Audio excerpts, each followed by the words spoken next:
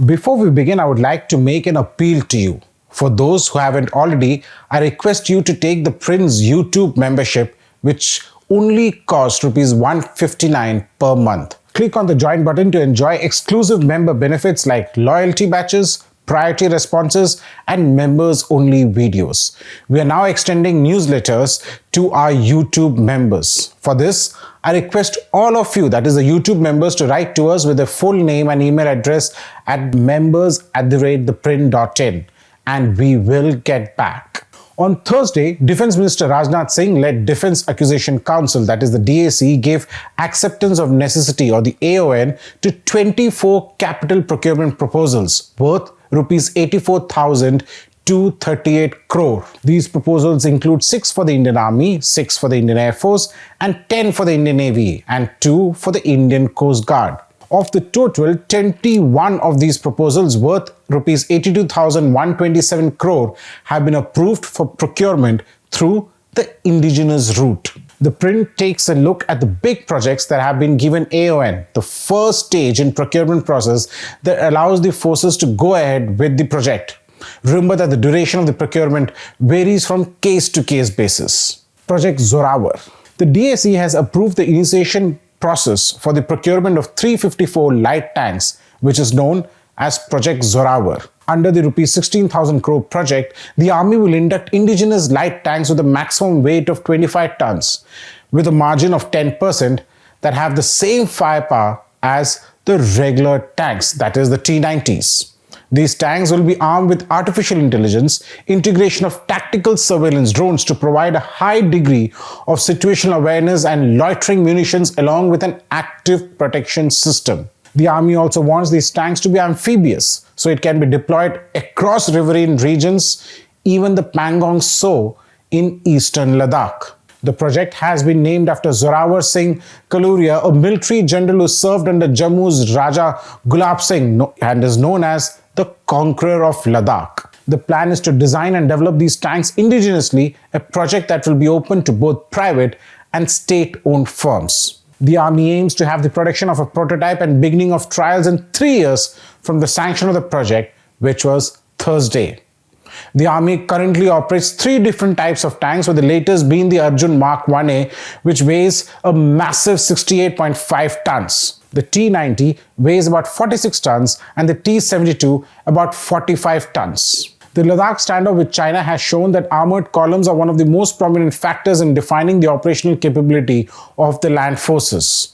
Army sources in the past have admitted that the PLA, that is the People's Liberation Army, had inducted a large number of technologically modern state-of-the-art tanks which were being employed operationally as a mix of medium and light tanks with high power-to-weight ratios.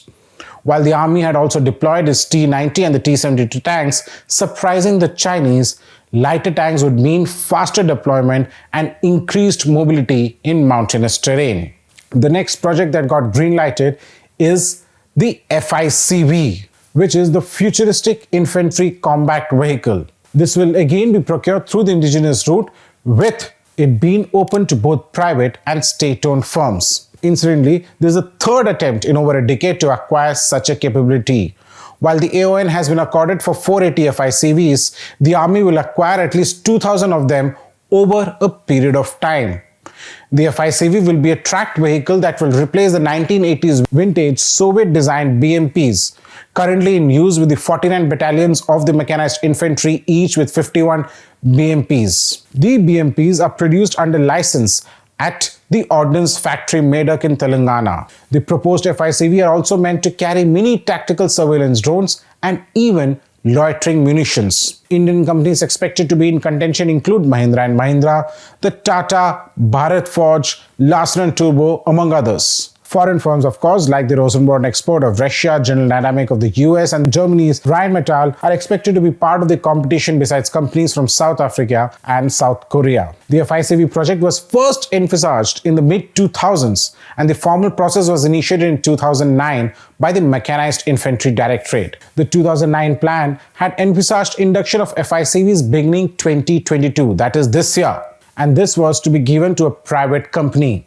However, the proposal was withdrawn in 2012 as it was felt that an upgrade of an existing system would suffice. In 2014, a fresh proposal was mooted under which the government was to select state-run Ordnance Factory Board and 2 private firms separately developing prototypes of the FICVs. The project was to be implemented under Make 1 category of the defense procurement procedure, under which the government would have undertaken 90% of the funding for the prototype for the 3 selected firms. This process was stalled, with one of the players offering to manufacture the vehicles under Make 2 category, in which the money would have been spent by the industry and not the government. The DSE has also given AON for the procurement of 300 mountain gun systems for approximately Rs 7,500 crore. This is a project that has been pending for years and is part of the 1999 artillery modernization program that was rolled out in 2001. Unlike a regular artillery gun, these 155mm into 52 caliber guns will be fitted on a vehicle that will allow it to traverse through multiple terrains, that is the tough terrains, and also to shoot and scoot quicker. A small but significant project is Army's plans to acquire about 80,000 ballistic helmets for its soldiers deployed along the borders with China and Pakistan, besides in counterinsurgency operations in Jammu and Kashmir. The idea is to replace the system of patkas, a round steel plate that the soldiers wear in gun battles.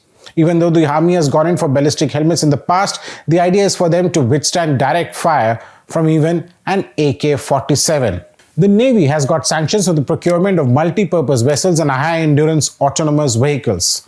Sources said that these are part of the Navy's plan to induct new minesweeping capabilities besides others. These vessels are meant to perform multi-role support functions such as maritime surveillance and patrol, launching, recovery of torpedoes, and operation of various types of aerial, surface and underwater targets for gunnery ASW firing exercises. The Navy has already inked a deal for 2 multi-purpose vessels with Larsen & Toubro in March this year. For The Print, this is Snehesh Alex Philip. Do subscribe to our Print's YouTube channel for more such videos.